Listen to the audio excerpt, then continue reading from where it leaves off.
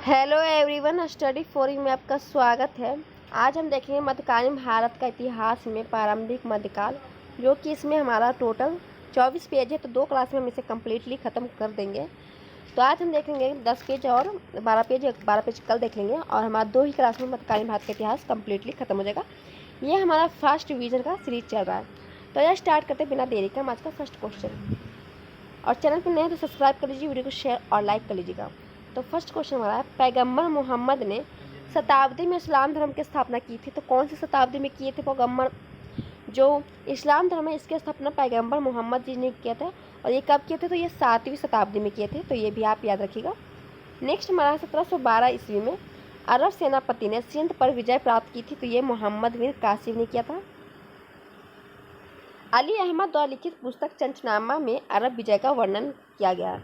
तो आप ये याद रखिएगा, जो चंचनामा है ये अली अहमद द्वारा लिखी हुई पुस्तक है और इसमें अरब विजय का वर्णन किया हुआ है। किस तुर्की शासक ने 1000 ईस्वी और 1226 ईस्वी के मध्य भारत पर 17 बार आक्रमण किया था? तो ये 17 बार आक्रमण किए थे महमूद गजनवी। तो ये आप सभी को पता होगा और इन्होंने सोमनाथ मंदिर को लूटा था। महमूद गजनवी ने पहली बार भारत पर आक्रमण कब किया था? तो 1001 में किया था। महमूद गजनवी ने 1001 में अपने प्रथम आक्रमण में किस भारतीय शासक को पराजित किया था? तो ये जयपाल को किए थे। नेक्स्ट हमारा 1025 में प्रसिद्ध सोमनाथ मंदिर का आक्रमण और लूटपाट किसने किया था? महमूद गजनवी ने किया था। अल-बरूनी 11वीं शताब्दी में उज्बेकिस्तान से महमूद गजनवी के साथ भारत आया था। तो ये क्वेश्चन पूछा जाता है कि ये अल-बरूनी है वो भारत किसके साथ आता? तो ये महमूद गजनवी के साथ भारत आया था और 11वीं शताब्दी में आया था। नेक्स्ट हमारा मोहम्मद गौरी को प्रथम बार किस राजा ने पराजित किया था? तो मोहम्मद गौरी है जिनको प्रथम बार जो राजा पराजित करते वो भीम सेकेंड थे, मूलराज सेकेंड और बघेल भीम कह सकते हैं। तराइन का प्रथम युद्ध जो कि बैटल ऑफ तराइन है, वर्ष कब लड़ा गया था? तो ये 1191 में लड़ा गया था। मोहम्मद गौरी और पृथ्वीराज चौहान के बीच में लड़ा गया था। तो ये भी आप याद रखिएगा। तो तराइन के कई युद्ध हुए? 2 युद्ध हुआ। एक तो 1191 में हुआ है, एक 1192 में हुआ है। पहला में क्या है, तराइन के युद्ध में महमूद गौरी क्या है, हार जाते हैं और पृथ्वीराज चौहान जीत जाते हैं। और फिर जो दूसरा लड़ाई होता है 1192 में, इसमें पृथ्वीराज चौहान हार जाते हैं और महमूद गौरी जीत जाता है तराइन के युद्ध में। तो प्रथम तराइन का युद्ध लड़ा गया था 1191 में और मोहम्मद गौरी और पृथ्वीराज चौहान के बीच। और इसमें क्या है, पृथ्वीराज चौहान जीत जाते हैं और मोहम्मद गौरी हार जाते हैं। नेक्स्ट हमारा तराइन का युद्ध पृथ्वीराज चौहान और किसके बीच लड़ा गया था? तो ये मोहम्मद गौरी के बीच लड़ा गया था। हमें जस्ट पता आपको 1191 में सुल्तान मोहम्मद गौरी जो कि अफगानिस्तान का शासक और पराजित करने वाले पृथ्वी जो प्रसिद्ध कौन थे चौहान शासक कौन थे? तो ये पृथ्वीराज चौहान थे। तो देखिए इसमें लिखा हुआ है कि 1191 का जो उत्तरायण का युद्ध होता है उसमें क्या है, पराजित कौन होता है? तो मोहम्मद गौरी को पराजित करने वाले कौन थे? तो पृथ्वीराज चौहान तृतीय थे। तो तृतीय भी आप याद रखिएगा, कभी कभी 1 2 3 देता है। आरंभिक 11वीं शताब्दी के भारत का महत्वपूर्ण विवरण जो है किताब उल हिंद अथवा तहकीक हिंद का लेखक कौन है? ये अल-बरूनी थे। चंदावर के युद्ध में मोहम्मद गौरी ने किसे पराजित किया था? तो चंदावर के युद्ध में मोहम्मद गौरी ने जयचंद को पराजित किया था। अब हम देखेंगे सल्तनत काल।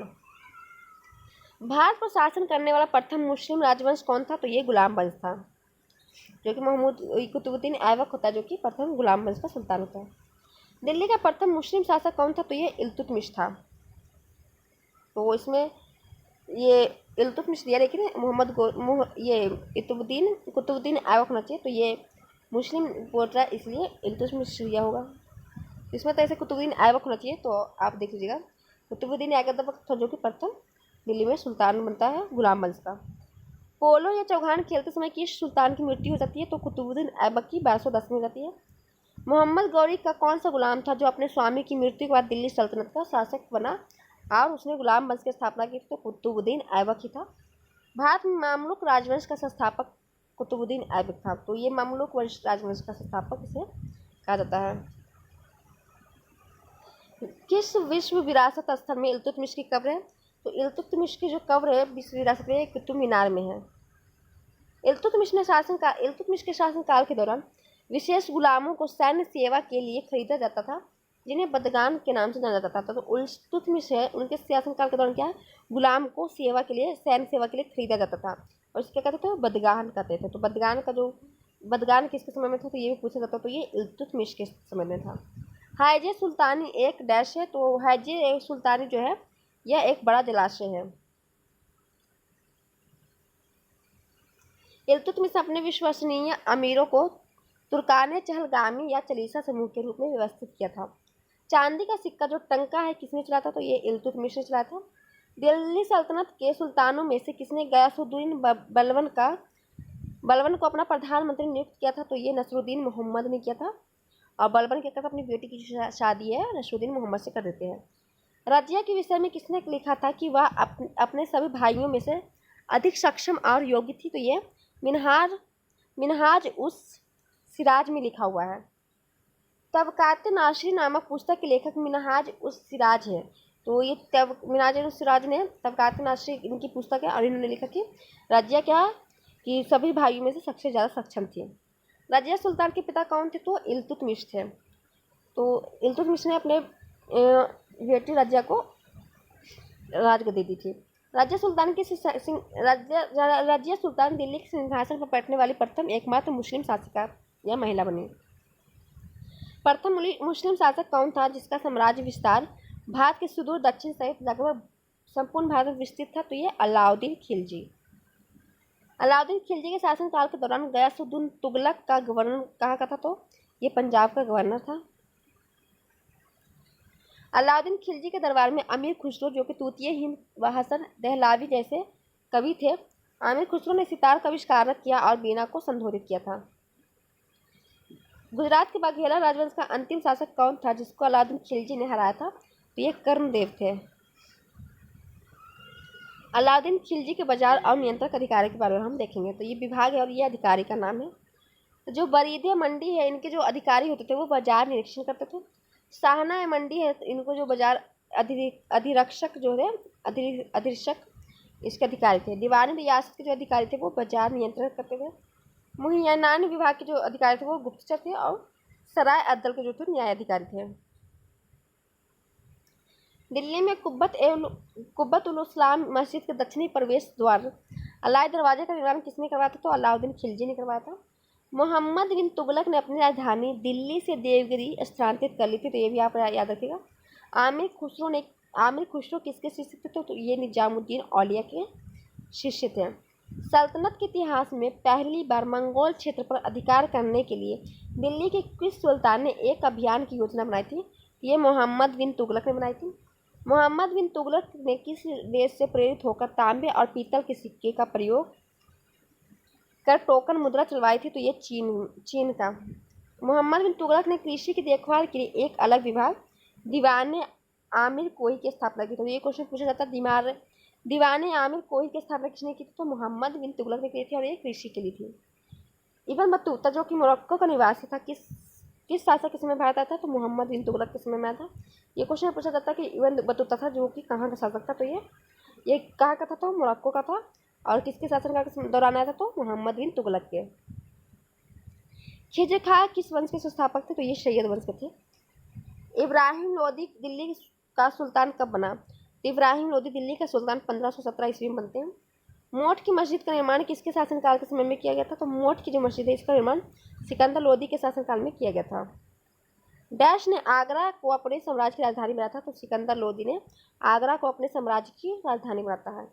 लोदी राजवंश का अंतिम शासक कौन था, तो इब्राहिम लोदी था। दिल्ली सल्तनत की राजकीय भाषा क्या थी, तो दिल्ली सल्तनत की जो राजकीय भाषा थी वो फारसी थी। और इब्राहिम लोदी ने बाबर के बीच 1526 में पानीपत का प्रथम लड़ाई होता है और इब्राहिम लोदी हार जाता है इसी में और फिर मुगल वंश आ जाता है। कुतुब मीनार के पास स्थित महरौली जो स्तंभ है लौह स्तंभ अपने उत्कृष्ट गुणवत्ता की धातु के लिए ये जाना जाता है।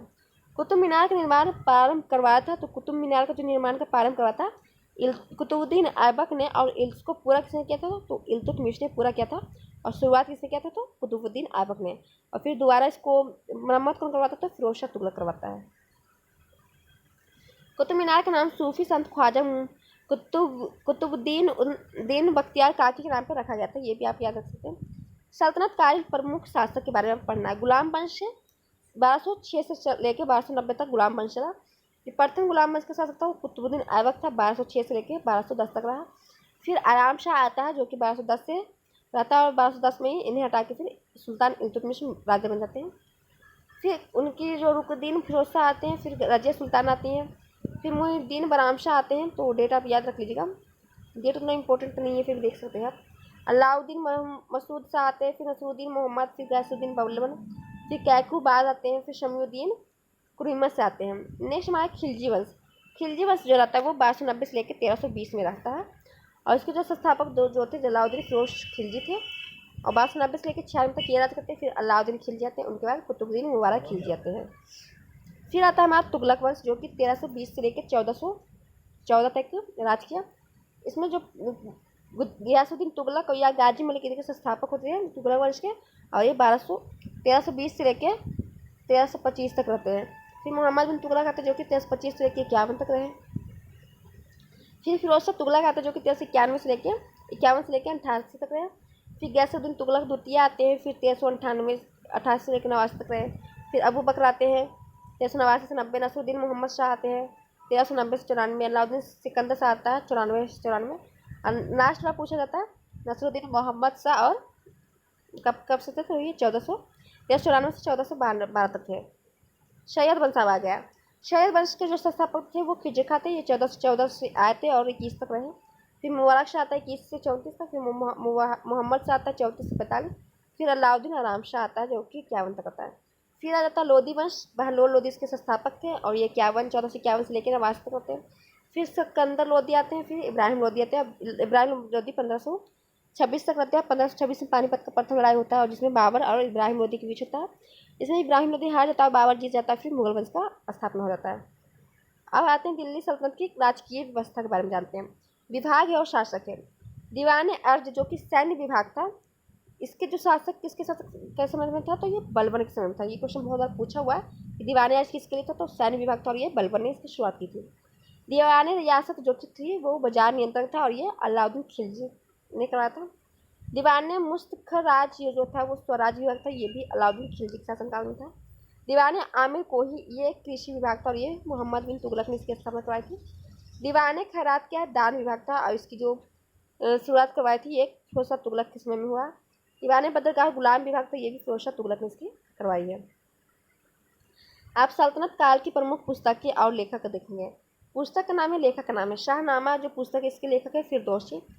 तबकात नासरी के जो लेखक है हमने पीछे देखा मिराज है सिराज है। तारीख फिरोज शाही के जो लेखक है वो जियादीन बरनी है। रेहाला जो किताब उल रेहाला इसके जो लेखक है इब्न बतूता है। किताब उल यामनी जो कि उत्तवीस के लेखक है। और खयाजुद्दीन उल फुतूह तुगलकनामा आमिर खुसरो ने लिखी है। श्री कृष्ण विजय मलाधर वसु ने लिखा।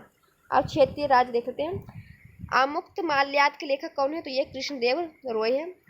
बाबर ने अपनी पुस्तक बाबरनामा में कृष्णदेव रॉय का एक महान वीर शासक के रूप में वर्णन किया। तो ये पूछता है क्वेश्चन, बाबर ने अपनी पुस्तक बाबरनामा में किस शासक के बारे में बताया है, तो कृष्णदेव राय के बारे में। विजयराज साम्राज्य है, विजयनगर साम्राज्य, इसकी जो स्थापना होती है वो 1336 में होती है और इसके संस्थापक हरिहर और बुक्का थे। अब देखेंगे विजयनगर साम्राज्य के प्रमुख राजवंश। ये वंश से संस्थापक के समय और अंतिम शासक। तो संगम वंश पहले आया, फिर तुलु आया, फिर तुलु आया, फिर अरबुंडू आया। संगम वंश के जो संस्थापक थे वो हरिहर बुक्का या हरिहर प्रथम कह सकते हैं। सालू वंश के संस्थापक थे वो शालूब नरसिंह थे। तालुक के वीर नरसिंह थे और अरबांडू के तिरुमल थे। और इसका जो संगम वंश था ये 1336 से 56 तक रहा। फिर सालू वंश आया तो ये 1485 से 50 तक रहा। और तुलु वंश जो है ये 1505 से 1570 तक रहा। और अरबांडू जो आया ये 1570 से लेकर 1652 तक। संगम वंश के अंतिम शासक विरूपाक्ष द्वितीय थे। सालू वंश के जो अंतिम शासक थे इमांडी नरसिंह थे। तालु वंश के जो अंतिम शासक थे ये सदाशिव राव थे। और रंग देते जो कि अरविंदू के अंतिम शासक थे। नेक्स्ट हमारा अब्दुल रजाक ने विजयनगर साम्राज्य की स्थापना या यात्रा किस शताब्दी में की थी, ये 15वीं शताब्दी में की थी। और किसके शासनकाल में आती किए थे, तो ये आप कमेंट करके बताइए, ये तो आगे तक होगा ही। ईरान के शासक मिर्जा शाहरुख के दूत के रूप में अब्दुल रजाक संगम वंश के शासक, देखिए यहाँ पे दे गया, देवरो द्वितीय के समय के शासनकाल में विजयनगर आए थे। महाकाव्य जो मनुचरित के लेखक कौन है, तो जो मनुचरित ये एक महाकाव्य है और इसके लेखक अल्लाह सानी पेदना है। दक्षिण भारत के व्यापार और समाज के विषय में पुर्तगाली लेखक ने लिखा ने लिखा है, तो किसने लिखा है? दुआते बरपोसा ने लिखा है। विजयनगर साम्राज्य के पतन किस युद्ध से माना जाता है? तो ये तालीकोटा का युद्ध, जो कि 1565 में हुआ था, इससे माना जाता है। तालीकोटा के युद्ध को राक्षस तंगड़ी का युद्ध या बन्नी का युद्ध के नाम से भी जानते हैं। कर्नाटक में स्थित जो हम्पी है, इसके साम्राज्य की राजधानी क्या है? तो ये विजयनगर है। इब्राहिम आदिल शाह ने फारसी भाषा के स्थान पर हिंदी का राजभाषा बनाया था, ये भी आप याद रखिएगा। हैदराबाद में जो स्थित है चार मीनार, इसको किसने बनवाया था? तो ये कुली कुतुब शाह ने बनाया था। बीजापुर, जो कि कर्नाटक का गोल गुम्बद आदिल शाह का मकबरा है। जोधपुर के किले का निर्माण किसने और कब करवाया था? तो ये करवाया था राव जोधाजी द्वारा 1459 में। मैसूर महल को किस अन्य नाम से भी जाना जाता है? तो अम्बा विलास के नाम से मैसूर महल को जाना जाता है। गोल्डन फोर्ट के नाम से जाना जाता है, वो किला कौन सा है? तो ये जैसलमेर का किला है। चित्तौड़गढ़ में विजय स्तंभ किसने बनवाया था? तो ये राणा कुंभा ने बनवाया था। हवा महल का निर्माण किसने कराया था? तो महाराजा सवाई प्रताप सिंह ने करवाया था। रणथंभौर का जो किला ये स्थित कहाँ? तो ये राजस्थान में है। डैश खगोलीय उपकरण का एक संग्रह जिसे महाराजा जयसिंह द्वितीय द्वारा बनवाया गया था। तो जयसिंह द्वितीय द्वारा क्या बनवाया गया था? तो जंतर मंतर दिल्ली में। चांद बीबी किस राज्य से संबंध रखती थी? तो ये अहमदनगर से रखती थी। काकतीय राजवंश द्वारा बनवाया गया किला गोलकुंडा किला है। रानी रुद्रमा देवी काकतीय राजवंश की प्रसिद्ध शासिका थी। शर्की वंश का शासक कहाँ पर था? तो ये जैनपुर में, जो कि यूपी में है। आज देखेंगे विजयनगर आने वाली विदेशी यात्री। ये यात्री है, ये देश है, शासक है। तो जो विजयनगर में आए थे विदेशी यात्री पहले तो निकोलो दो कॉन्टी, ये इटली के थे और ये देवराय फर्स्ट के समय में आते हैं। फिर अब्दुल रज्जाक आते हैं, ये फारस के थे और ये देवराय सेकेंड के समय में आते हैं। फिर आते हैं डोमिंगो पायस, ये पुर्तगाली थे और ये आते हैं कृष्णदेव रॉय सेकेंड के समय, कृष्णदेव रॉय के समय में। बारमोसा आते हैं, पुर्तगाली ये थे और ये कृष्णदेव रॉय के समय में आते हैं। नूनीज जो है पुर्तगाली थे और ये अच्युत राय के समय में आते हैं। अब हम देखेंगे प्रमुख राजवंश और उसके संस्थापक। ये राज्य वंश संस्थापक स्थापना। तो बीजापुर है, इसके जो वंश का नाम था वो आदिल शाही था। इसके संस्थापक यूसुफ आदिल शाही थे और इसकी स्थापना 1489 में हुई। फिर अहमदनगर आता है। अहमदनगर वंश में क्या था? अहमदनगर में निजाम शाही वंश का राज था और मलिक अहमद ने इसके संस्थापक थे और 1490 में इसकी स्थापना हुई थी। फिर बरार आता है। बरार के जो वंश था इमाद शाही थे और इसके संस्थापक जो थे फतुल्लाह इमाद शाह थे और ये 1484 में ये आते हैं। फिर गोलकुंडा है, गोलकुंडा का जो वंश राज करता है वो कुतुब शाही कुली कुतुब शाह, जो कि इसके संस्थापक है और 1518 ईस्वी में स्थापना होती है। फिर बीदर आता है। बीदर को जो वंश था वरीद शाही था और इसकी जो स्थापना किए थे संस्थापक थे वो आमिर अली बरीद थे और इसके जो स्थापना हुई था 1526 में, जो कि इसी समय पानीपत के युद्ध भी हो रहा था। अब भक्ति एवं सूफी आंदोलन है, तो उसे देख लेते हैं और देख लेते हैं। चलिए, भक्ति एवं सूफी आंदोलन। तो सूरदास ने अपनी रचनाओं में किस भाषा का प्रयोग किया? तो सूरदास ने अपनी रचनाओं में ब्रज भाषा का प्रयोग किया है। पुष्टि मार्ग नामक भक्ति संप्रदाय के संस्थापक कौन है? तो ये श्री वल्लभाचार्य, जिन्होंने पुष्टि मार्ग नामक भक्ति संप्रदाय के संस्थापक हैं। अब संस्थापक मत संप्रदाय, ये क्वेश्चन आप बहुत इंपॉर्टेंट है, ये क्वेश्चन बार पूछा जाता है। तो रामानुजाचार्य ने कौन सा मत का संप्रदाय थे? तो ये विशिष्टाद्वैतवाद मत दिए थे और इसके संप्रदाय कौन थे? श्री संप्रदाय थे। फिर माधवाचार्य आते संस्थापक दैत्यवाद के थे और ये ब्रह्म संप्रदाय के थे। फिर बल्लभाचार्य थे, ये शुद्ध दैत्यवाद के थे और ये द्रुत संप्रदाय से आते हैं। फिर निम्काचार्य आते द्वैतवाद मत से आते हैं और ये सनक संप्रदाय के थे। तो ये क्वेश्चन आपने बहुत महत्वपूर्ण पूछा जाता है।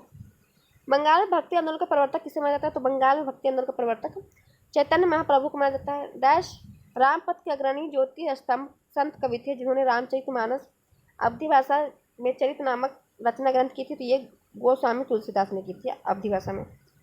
भगवान राम पर केंद्रित भक्ति आंदोलन के अग्रदूत कौन थे? तो ये रामानंद थे। 15वीं शताब्दी के दौरान असम में वैष्णव संप्रदाय के प्रमुख संस्थापकों में से कौन थे? तो ये शंकरदेव थे। बीजक किसके द्वारा रचित है? तो ये कबीरदास ने रची है। सूफी संत के मकबरे को क्या कहा जाता है? तो ये दरगाह कहा जाता है। ख्वाजा मुइजुद्दीन चिश्ती की दरगाह किस स्थान पर? तो ये राजस्थान के अजमेर में है। अब हम देखेंगे प्रमुख सूफी संत और उसके सिलसिले के संस्थापक, जो कि हम देखेंगे नेक्स्ट वीडियो में। तो यहाँ तक आपको ये वीडियो कैसा लगा कमेंट करके जरूर बताएगा। चैनल पर नए तो चैनल को सब्सक्राइब कर लीजिए, वीडियो को शेयर और लाइक कर लीजिएगा। नेक्स्ट वीडियो में हमारा मध्यकालीन के भारत का इतिहास खत्म हो जाएगा। फिर मिलेंगे नेक्स्ट वीडियो में, तब तक के लिए जय हिंद।